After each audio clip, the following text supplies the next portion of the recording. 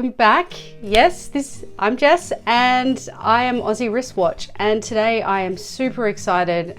As you will note, I usually am in most videos, but no, I got a new watch and it arrived last week, and it's from a micro brand that I now absolutely adore, and I'm going to go through all the reasons why very shortly.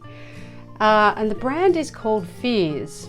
No one understands when I say that word for some strange reason. It's kind of like when I say my surname is Liley and I go L-I-L-E-Y and people go L-E-L-E-E-I, and I'm like, no, it's L-I-L-E-Y, like Riley and Miley. So Fears, or Fears in American, I guess. Fears as in I'm scared. Fears. Hopefully everyone gets it. But no, this is a Bristol-based watch company in the UK. I'm going to go through their history because I think it's absolutely fascinating, and it's even more fascinating how the modern version of the brand has come to life. And it's one of the reasons, other than I loved this watch, that I had to have this watch, because I think I'm finding quite quickly that I love a good story.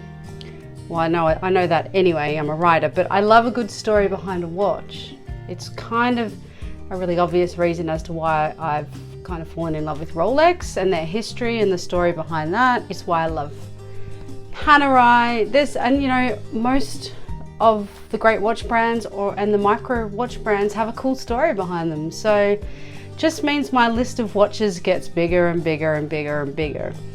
But yeah, I got the Archival from Fears, and it celebrates the 175th anniversary of the brand. And I love it. It's the smallest watch I own. I'm not even going to tell you the dimensions because it doesn't even matter. You can just see on my wrist. It's a small little rectangular watch, so it's odd shaped, odd size for me, and it's perfection on the wrist. It's pure class and elegance, and I'm going to tell you about why. But I have to say before we get started, this arrived, and I'm going to put the unboxing video up because it came last week in a DHL box, and I opened the box expecting to find just another like sub box, I guess, in there with some tissue paper or something. And it was like the best unboxing experience I think I've ever had of any product. It was just, it felt like it was packaged with love. I opened the box and there's a letter in there from Nicholas, who's the 4th managing director, and we'll get to that shortly, which I thought was such a nice touch, along with my invoice and reminding me how much money I'd spent, but that's all good. And you know, I just thought that was an exceptionally great touch, followed by, in a separate envelope, my little manual, and my, I guess, certificate of authenticity.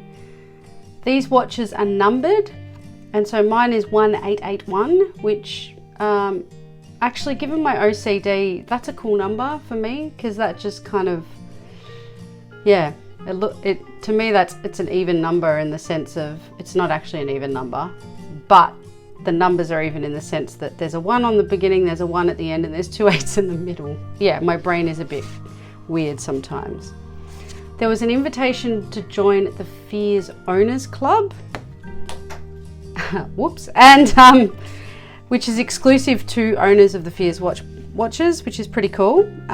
It's got a little how to wind your watch, which, as you all know, I'm a bit of a nufty, so that comes in very handy for me.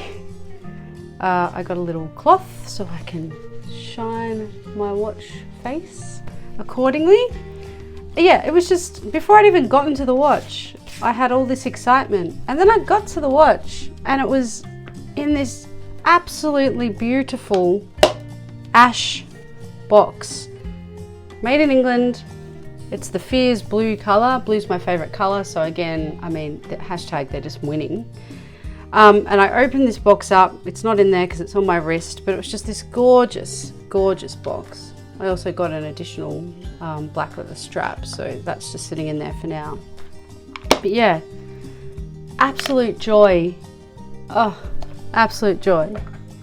So let's talk the history of Fears, because I think it's really important about where this brand has come from and where it is now. And it's, you know, it's a classic story. I went to an event last night for a different UK watchmaker, Bremont, and again, they have a fascinating story about how two brothers kind of developed this brand. This is even different because this is a family-owned business from I think around 1850, so very, very old, well before my time, or anyone who's listening to this, your time, and just a journey through sort of the generations with a really big gap between now and then. So as I said, like 1850, Edward Fear, who basically was the founder of Fears, and it was called Edwin Fear back in those days. And he was a watchmaker, so he started off making pocket watches, and slowly over the years he kind of expanded. So he had a Bristol Bridge headquarters up until the 1940s. We'll touch on why from the 1940s onwards they moved. 1877 he passed away, and so he handed down the business to his son, who was Amos Daniel Fear. And so he was 21 at the time, and he became the second managing director. In 1908, Fears incorporated into a limited liability company. So it changed its name from Edwin Fear to Fears Limited. And from the early 1930s, the business was then simply known as Fears, as we sort of know from the current iteration as well.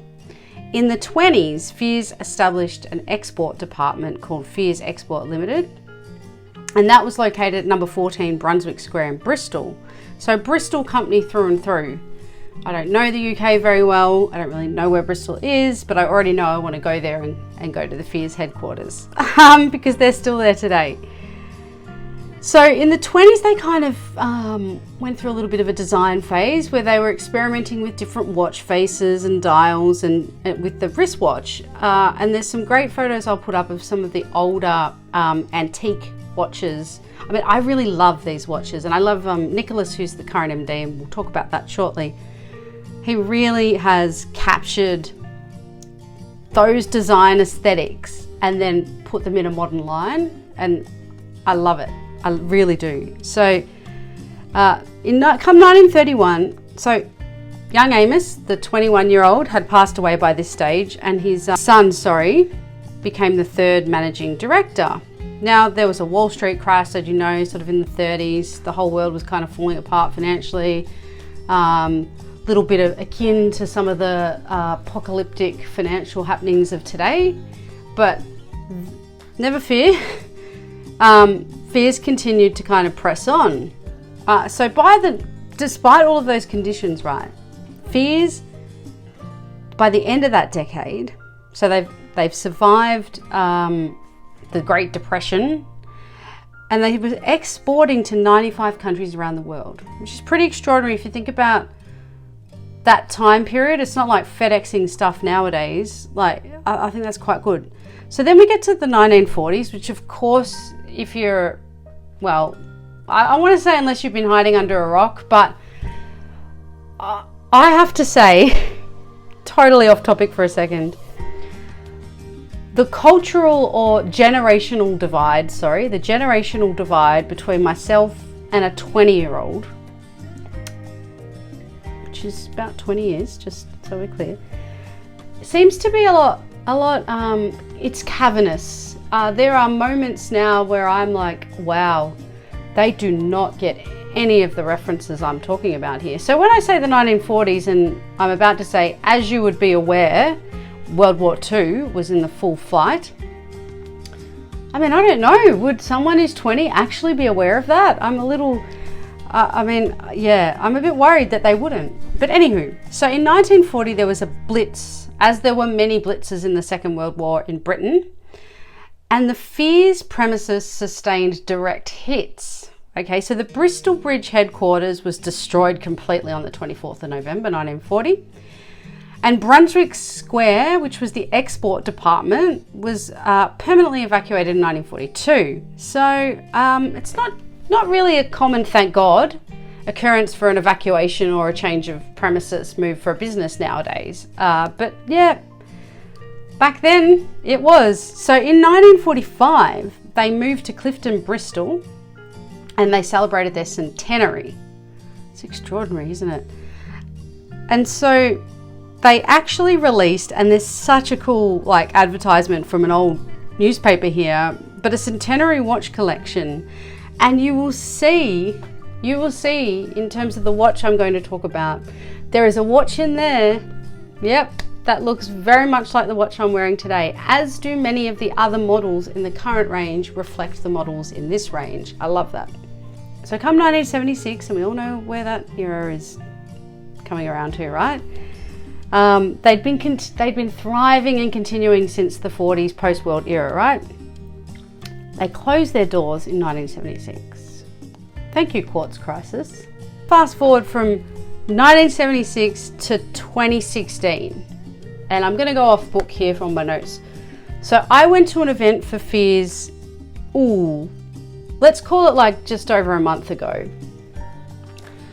And it was my first introduction to the watches. I'd heard about them. I think I'd maybe mentioned them in a video for micro brands, maybe not. And I went along to this function, and notwithstanding I met like a bunch of awesome people, so that was cool in and of itself. Just as an aside, do I call it a subculture? The culture of watch enthusiasts and I'm sure it is the same in other states, but in Sydney, now that I've started to get out of the house, Fears was kind of my first event. It's very nerve-wracking when you go to any event and you're going and you don't know anyone, right? Everyone's been through that.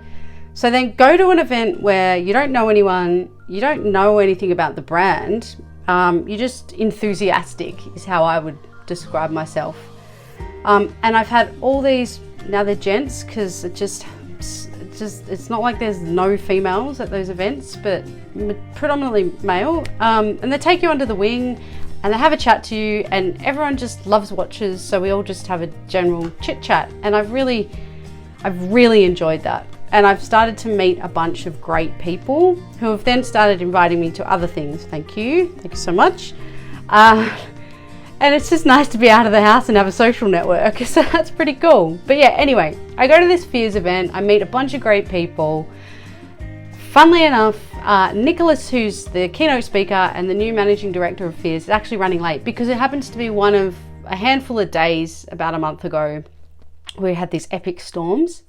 Nicholas was in a different state, he was flying down, his plane got delayed, he was like 2 hours late for the function. Anyway, he arrives.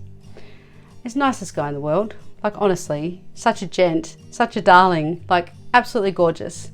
So I had a little chat with him, had another chat with a guy there who, I can gather, I won't say your name just in case you want to keep your anonymity, but seems to be an avid collector of Fears.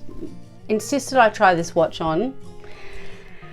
He told me a fascinating story because I said to him, so this Fears watch company, like how'd this come about? And he's like, well, Jess, let me tell you the story. So he talked about the history like we've just gone through, right? And how in the 70s it closed down because the third managing director, he was kind of, I think Quartz Crisis, kind of lost the will, retiring, whatever it was, closed down the whole business.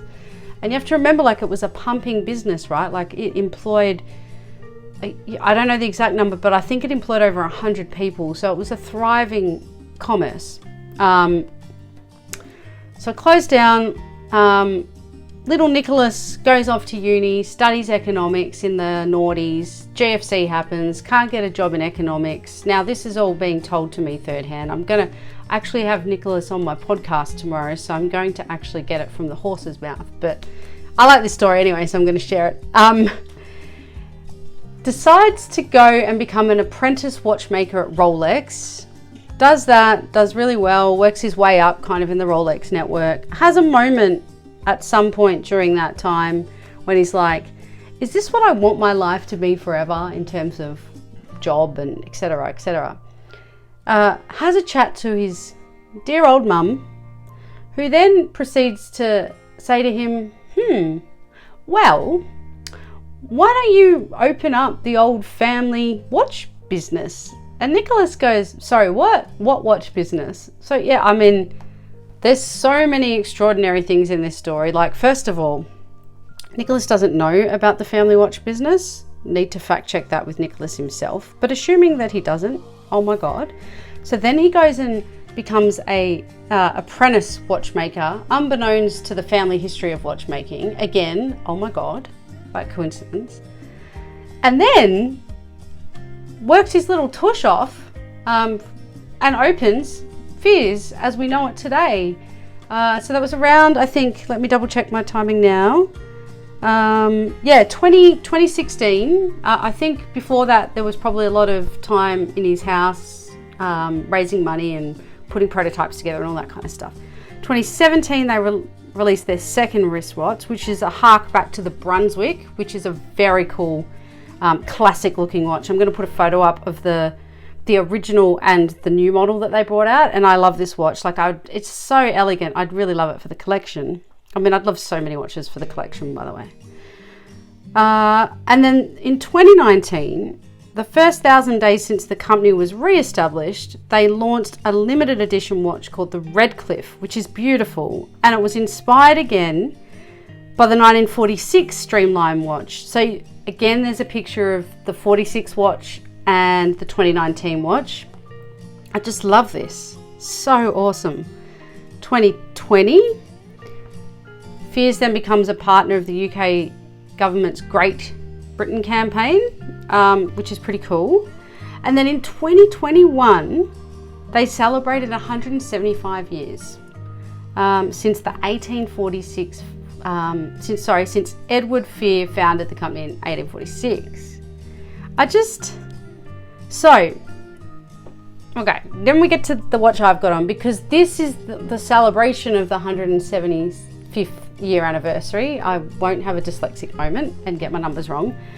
And it's the Archival 1930, and it's a recreation of an old Art Deco style watch that they made in 1930, which there's a picture of the original watch and then the two versions, because they made a small seconds and then they made the one that I've got, right? So my wife really wanted to get me the small seconds, but it was sold out. So it's just like, she loves this watch. She thinks it's great. She put it on and went, this is lovely. And I'm like, yeah, the one's mine. But she's like, oh, I wish I got you the small seconds. But anyway. And then in 2022, new headquarters in Bristol, which we'll all have to go and visit one day as hardcore watch fanatics. But the history of that brand to me is pretty extraordinary, and the fact that it closed down in the 70s and almost by complete happenstance. Now, everything happens for a reason, right? I thoroughly believe that. You put it out to the universe, shit's gonna happen. Along comes Nicholas, who's trained to be a watchmaker, to then restart his great grandfather's business. I think I've got that generationally correct. I might have missed a great in there, but yeah. So he hand builds these in Britain, and these have vintage movements in them, this watch. Another reason I really wanted to have it, because I thought that's just a little bit of history on the wrist. It's not a vintage watch, but you know, it's the perfect sort of nod, homage, whatever you want to call it, to the vintage watch without having that vintage watch, right? So it's got a precisely milled case, like everything's kind of just to perfect specifications, and it's got the, I think they call it a pipette logo on the crown, which is very cute, which is kind of like, it's the Fears logo now, and you'll find it on their watches that have the date window. You can kind of see that that little logo on there and things like that. It's just a little style embellishment that I think is very simple but quite cool. The crown of this watch has a pipette, as they call it. I think I've pronounced that right, but who knows, you know, I'm useless with this stuff. Which is basically the logo for Fears, which is like a little kind of line with an arrow point on it, and it's also the design for the hands on this watch, which are just so elegant and beautiful because they're so small and tiny, and I've got these fat fingers, and I just cannot imagine actually ever putting something like that together. The dial of this watch is spectacular. It's champagne, and it's got a, what did they do? They polished plated an 18 karat gold yellow sort of plate, and they polished it, then they layered it. And so they've got that champagne look, but they've kept around the border the 18 karat gold accent, which makes it pop, and it gives it that real Art Deco feel, 1930s Art Deco feel to it, which I think is such a great little touch. It's brilliant. Now, as I said, the Deco numerals have slim proportions, and they're glossy black, so you can read them really well. They look fantastic. It is a slight adjustment, I must admit, with a rectangular watch to kind of read the time, because it's a little bit, you know, if you like very even, it's a bit odd, but I've gotten used to it now and I'm all over it. But yeah, it was a little bit of an adjustment, which is kind of cool. Now, as I said, the hands are expertly milled, and it's got the pipette sort of Fears shaped hands to it, which they look really cool. Like, nice little touch there, I would say. The movement though is the Archival 1930. So it's powered by original new old stock. Let me try and explain that. And it's a movement that Fears used in the past, and it's basically an ETA 2360 movement that's date back to the 60s. It hasn't been used before, but it's had a full rebuild, reconditioning in their workshop, and it's had an upgraded mainspring to help improve reliability. But it's plus or minus 20 seconds a day, and that is to keep in line with the original specifications of the movement. So, you know, we're going for authenticity over accuracy in that regard, which, as you know, I'm fine with. I think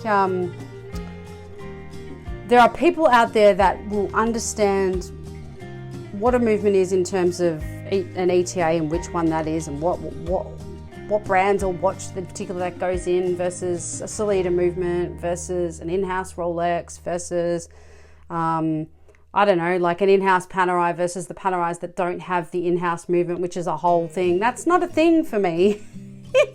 But I love that it's a thing for other people, and they fully understand it and they live and breathe it. Like, I want to understand it to have some kind of working knowledge, and I'm very much, when it comes to movements, very green. I mean, I'm green on a number of things. I got the name of a Rolex. I'm going to get it wrong again now. Datejust. I don't know. I must have said date or something else stupid to a friend of mine. He's like, I think you're talking about a Datejust, right? And I'm like, yeah, that's the one. So, you know, I get stuff wrong all the time. And I'm not an expert. That's not the point of this channel. The point of this channel is for me to learn and go on a journey and enjoy myself. So this movement, to me, because it's got history and it's got a story behind it, it doesn't matter if it's not perfect in terms of its timekeeping abilities, because I'd have a smartwatch if I wanted perfect time, as you all would. And there's no such thing as a smartwatch anyway. It's a phone on your wrist, but that's a video for another day. Anyway, I digress. As I mentioned, they're individually numbered. The small seconds and this model were limited to 175 models each to mark the anniversary years. So from 1846 to 1976, and then from 2016 to 2021. So it's very, very nice. I've got 1881, which is a perfect number for me with my OCD. And slight dyslexia, so it's perfect. Either I could read it front to back to front, it's the same number, so it's like Otto, the joke Otto. But anyway, I love the strap.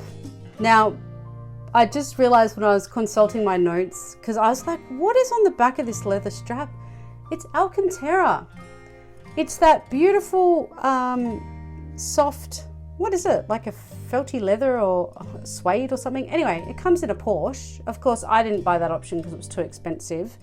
But now I can be like, oh, okay, well, that's what my Porsche would have been like with Alcantara. How one would keep that clean in a car, I don't know. Like, but geez, it'd be nice to have that on your steering wheel, wouldn't it? That'd be so dirty though. Imagine when you like moisturize your hands. Anyway, but it's on this strap, and it makes this strap incredibly comfortable and very, very wearable. You've got a great little Fears name on the clasp. Everything about this watch is great. I mean, what don't I like about this watch? Nothing. And I'm being honest, because it's such a simple, elegant, brilliantly executed watch, I can't really fault anything. Like, it's exactly what I wanted. I mean, I bought it for a reason. It's the smallest watch I own. It's the most elegant. It's a dress watch.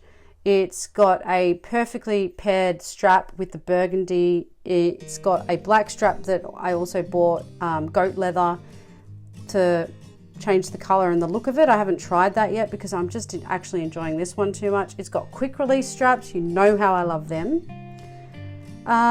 It's so brilliantly executed. I don't know. I honestly can't fault it. You know, usually there's something you can nitpick on a watch. I'm just still looking at it now going, well, I wouldn't nitpick sort of the design because it's kind of curved, so it kind of curves to your wrist, so it fits really well and it looks really elegant. Yeah, I've seen it on a man's wrist, slightly larger, notwithstanding my wrist is not tiny. I can wear big watches, you know, so I was a bit worried about it looking too dainty on my wrist, but it doesn't. It looks kind of perfect. So there's not really anything I can nitpick about for this watch, which is great, right?